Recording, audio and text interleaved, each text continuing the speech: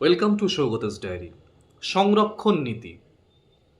সংরক্ষণ নীতি মানে গতকালকে বাজেটে যা যা শোনা গিয়েছে তাতে সমস্ত কিছু বিষয়ে আমরা একমত হলেও খুশি হলেও সংরক্ষণ নীতি আমরা যা কিছু শুনেছি 33% মহিলাদের জন্য সংরক্ষিত এবং জেনারেল মেলদের এর মধ্যে যে দুশ্চিন্তা এবং সমস্ত ক্যাটাগরিতে কে কত পার্সেন্ট দখল করে নিতে থাকছেন, কে কোন ক্যাটাগরিতে ঢুকতে পারবেন, সমস্ত কিছু আজকের এই ভিডিওটিতে একদম ক্লিয়ার হয়ে যাবে। আজকের ভিডিওতে আমি একটা কথাই বলবো, আজকের ভিডিও স্কিপ করবে না কেউ। যারা আমার ভিডিও দেখো ম্যাক্সিমাম মানুষই আমি জানি পুরোটাই দেখো, কিন্তু আমি ম্যাক্সিমাম ভিডিওতে এখন বলেও দিই যে এরপরে এই আছে, যদি এই উত্তরে সন্তুষ্ট হয়ে যাও তাহলে স্কিপ করো, আর দেখার দরকার নেই, পড়তে বসো। কিন্তু এই ভিডিওটিতে আমি বলবো সংরক্ষণ নীতি একদম এক্স্যাক্টলি যদি পুরোটা বুঝতে চাও A to Z, এই 10 মিনিটের ছোট্ট ভিডিওতে আমি সেটা ক্লিয়ার করে দিচ্ছি। ভিডিও স্কিপ করবে না, তাহলে আর বুঝতে পারবে না। কথা হচ্ছে পশ্চিমবঙ্গে কার কত সংরক্ষণ। এসসি, এসটি, ওবিসি, ইডব্লিউএস এবং মহিলাদের 33% সংরক্ষণ। সহজ ভাষায় ব্যাখ্যা করবার চেষ্টা করছি। সম্প্রতি বাজেট ঘোষণার পর সংরক্ষণ নিয়ে বহু প্রশ্ন উঠছে। এসসি, এসটি, ওবিসি, ইডব্লিউএস এবং মহিলাদের জন্য 33% সংরক্ষণ আসলে কিভাবে কাজ করে, কার জন্য কত শতাংশ সংরক্ষণ রয়েছে, আর নিয়োগের সময় এর বাস্তব প্রয়োগটাই বা কিভাবে হবে। সহজ ভাষায় এবার বুঝবো। বর্তমানে পশ্চিমবঙ্গে সরকারি চাকরিতে এসসি বা তফসিলি জাতির জন্য রয়েছে 22% সংরক্ষণ, এসটি বা তফসিলি জনজাতির জন্য রয়েছে 6% সংরক্ষণ, ওবিসি শ্রেণীর জন্য রয়েছে 7% সংরক্ষণ, ইডব্লিউএস বা অর্থনৈতিকভাবে পিছিয়ে পড়া দুর্বল সাধারণ শ্রেণীর জন্য রয়েছে 10% সংরক্ষণ। বাকি পদগুলি জেনারেল বা আনরিজার্ভড হিসেবে পরিগণিত হবে। এবার ব্যাপারটা হচ্ছে এর মানে এত সহজ নয় ব্যাপারটা।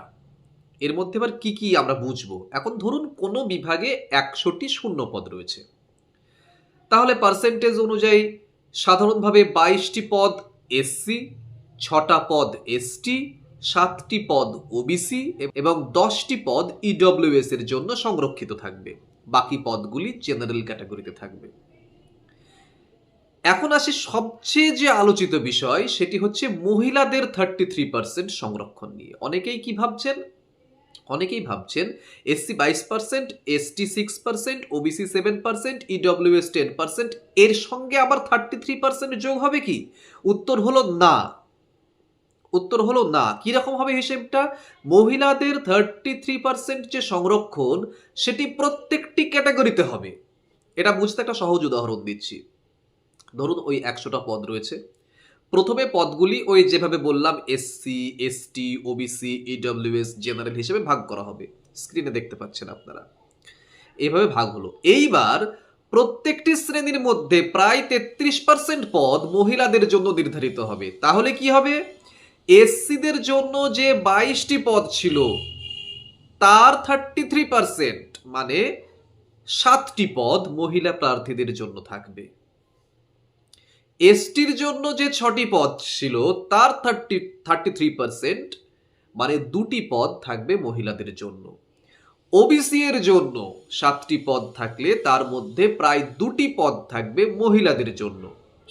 জেনারেলের পদগুলির মধ্যেও প্রায় 1/3 মহিলা প্রার্থীদের জন্য সংরক্ষিত থাকবে।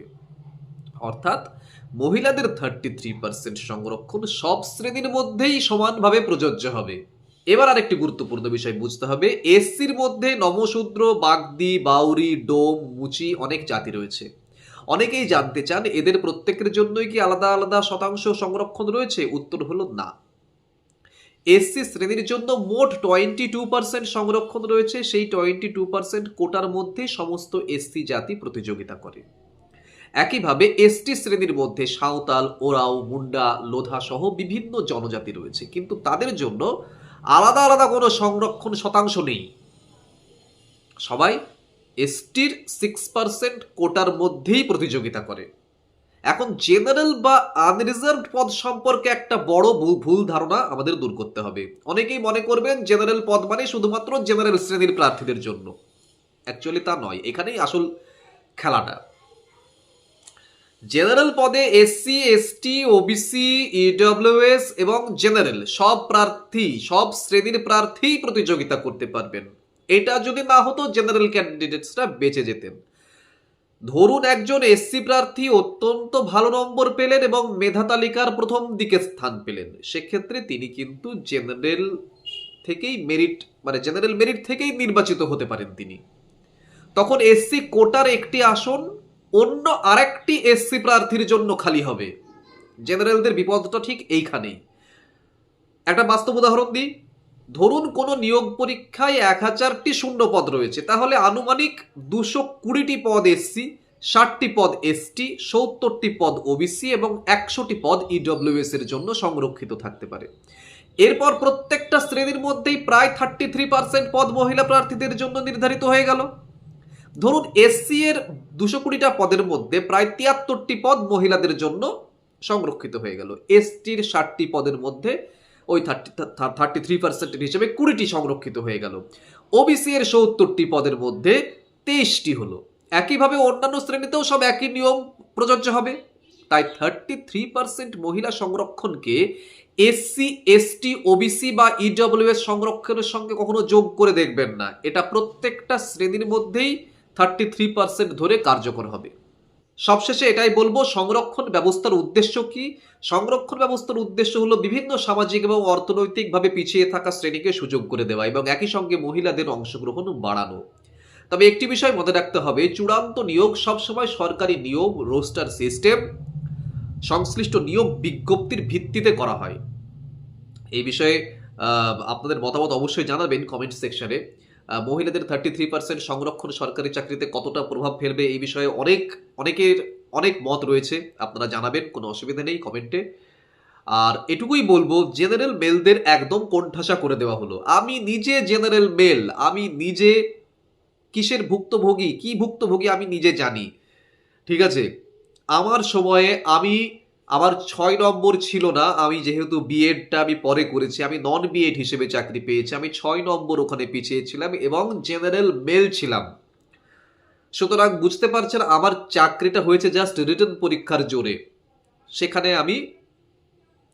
আমার একটা হাই স্কোর ছিল, তাই আমি বেঁচে গিয়েছি। কিন্তু 6 নম্বর একটা চাকরির পরীক্ষাতে প্রথমেই পিছিয়ে যাওয়া, বুঝতে পারছেন? এবং তারপরে জেনারেল মেল, এই সমস্ত কিছু হিসেবে বলবো, এই যে জেনারেল মেল যারা আছেন সত্যি সত্যি তাদের এবার দেখুন, যে কোনো নীতি যখন অনুসরণ করা হয় তখন কেউ না কেউ, মানে কোনো একটা শ্রেণী তারা সুবিধা পাবে, কোনো একটা শ্রেণী হালকা হলেও বঞ্চিত হবেন। এটা জগতের নিয়ম, ঠিক আছে? তবে জেনারেল মেলরা আগের থেকেই কোণঠাসা ছিল, আরও একটু বেশি কোণঠাসা হলো।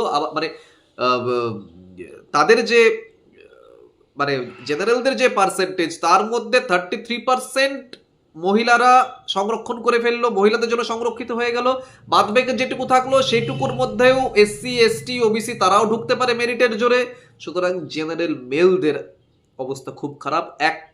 এক কথাই বলবো, জেনারেল মেল যারা রয়েছে তাদেরকে সবাইকে বলবো, তোমাদের প্রস্তুতি চরমে রাখতে হবে, তোমাদের প্রস্তুতি একটা অন্য লেভেলের করতে হবে। এটা সত্যি খারাপ লাগে যে কেউ অনেক কম নম্বর পেয়ে চাকরি পেয়ে গেল, কেউ একদম ফুল মার্কস পেয়েও, আমাদের SLST 2তেই হয়েছে। এবার সেগুলো ভেবে লাভ নেই। আমাদের যেটা হাতে আছে সেটা করতে হবে কি, হ্যাঁ আবার ফুল মার্কস পেতে হবে। SLST 2তে ফুল মার্কস পেয়েও ডাক পাইনি কেন ভেরিফিকেশনে? তার কারণ হচ্ছে পরীক্ষা তো হয়েছিল যে নম্বরের মধ্যে, সেই নম্বরে তো পরীক্ষাতে বসতেই পারেনি, কারণ ওই যে অভিজ্ঞতার 10 নম্বর ছিল। সুতরাং ওটা একটা আলাদা কেস ছিল। এখানে কখনো এরকম হবে না একজন জেনারেল মেল ক্যান্ডিডেট সেও 10 on 10 বা 100-এ 100 পেয়েও ডাক পায়নি, এটা কখনো হবে না। সুতরাং জেনারেল মেলদের ওই 100-এ 100-এর একদম একটা টার্গেট রাখতে হবে, এটাই বলবো। আর একটা ছোট্ট করে একটা কথা বলছি, সেটা হচ্ছে নোটিফিকেশন যদি চলে আসে আপার প্রাইমারি আসবে, যতদূর ধারণা আপার প্রাইমারি সবার আগে আসছে। নোটিফিকেশন যখন বেরোবে তারপর থেকে ওই পরীক্ষার যে সময়টা, পড়াশোনার রিভাইজ দেওয়ারও সময় পাবেন না আপনারা, এটুকু আপনারা মাথায় রাখুন। আপনারা যদি পড়াশোনা করতে চান, এখন থেকে নোটিফিকেশন বেরোনো পর্যন্ত এটা হচ্ছে পড়াশোনার গোল্ডেন টাইম, এবং নোটিফিকেশন বেরোনোর পর থেকে পরীক্ষার সময়টুকু রিভাইজ করবার সময়। যদি এটা না মেনে থাকেন তাহলে বুঝবেন এরপরে। ঠিক আছে, সুতরাং আপার প্রাইমারির প্রিপারেশন শুরু করুন। রিজার্ভেশন ক্যাটাগরি নিয়ে অত ভাবনা চিন্তার কিছু নেই। এবং সবসময় এটুকুই বলবো যে কোনো একটা নীতি অনুসরণ করলে কোনো পক্ষ ভালো সুবিধা পায়, কোনো পক্ষ কম সুবিধা পায়। আমাদের টার্গেট থাকতে হবে জেনারেল মেলদের একদম 10 on 10 করবার। কেমন? ভালো থাকুন। ভিডিওটি ভালো লেগে থাকলে লাইক করবেন, কমেন্ট করবেন, শেয়ার করবেন, নিজের মতামত জানাবেন এবং চ্যানেলে যদি নতুন হন চ্যানেলটি অবশ্যই সাবস্ক্রাইব করবেন, বেল আইকনটি প্রেস করে রাখুন যাতে সবার আগে নোটিফিকেশন আপনার মোবাইলে এসে পৌঁছয়। ভালো থাকুন, দেখা হচ্ছে পরের ভিডিওতে খুব তাড়াতাড়ি।